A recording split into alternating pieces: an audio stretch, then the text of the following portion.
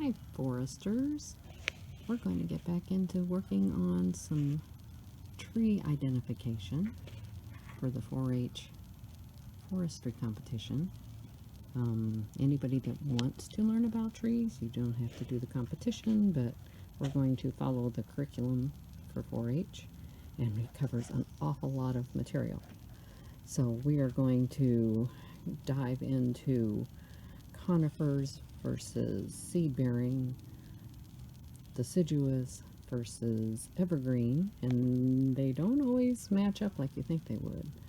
We're going to talk about why things can be so hard to identify, as in these two maples that are very, very similar, and yet you can see the differences. And then every once in a while you get leaves like this that's not chewed up, that's the way it grew.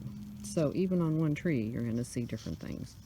We're going to talk about that. We're going to talk about how you use veins and petioles and the way they are on stems to identify, because these look awfully similar, yet they're two different trees. I'll give you a hint, this one's a catalpa, and size usually has a part of that. Catalpa, this is a small catalpa. They can be bigger than my hand. This is a little one. They're just getting started. This one actually is a red bud. Right now I want you to go out and see if you can find your red buds, and they're really easy at the moment. This is almost Memorial Day, and they are covered with seed pods right now. They're dripping with seed pods. So you can see there are rows of them dangling. They're kind of a reddish color. So go out and look for your red buds right now. We're also going to talk about simple and compound as we identify leaves. And simple is how they grow on the stem where the leaf bud is. So our little red buds have leaf buds there on the stem. These are all just what we call simple. If we look at this one, we look, well, there's a stem with a lot of little leaves. Actually not. These have no buds. We have to go all the way back down to here to find the bud where it comes in, which means this is all one leaf. These are leaflets. And again, this is that black locust we talked about earlier. So this is a lot of vocabulary we're going to cover early on. We're going to talk about leaf margins and veins and bristles and tips and petioles and things that you need to know. So I need for you to get a hold of two things. One would be handouts from me.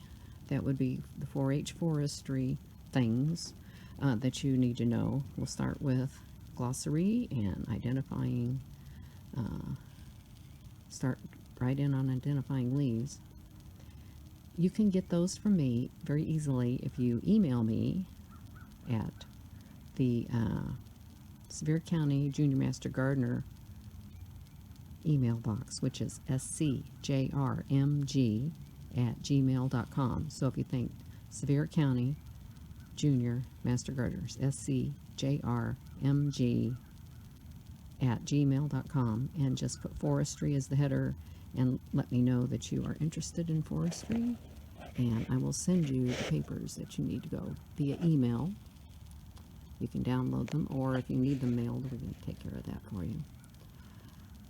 The other thing I need for you to start doing is collecting leaves. Get yourself a good tree ID book. And actually you can get one, a nice simple version, down at the Department of Forestry down on Chapman Highway. It's not too far out of Sevierville.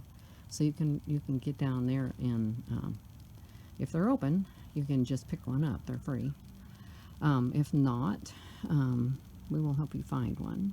You can find leaf ID things, though, online pretty easily.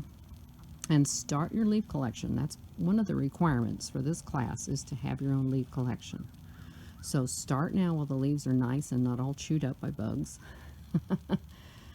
Stay away from the little tiny trees, because those leaves don't always have the same size and configuration as the adult trees. So go for the big trees. And start seeing if you can identify, just even sorting out by oaks and maples. Is it a pine? Is it a cedar? Is it something else? and we will get into more particulars later. I hope you can join us for forestry.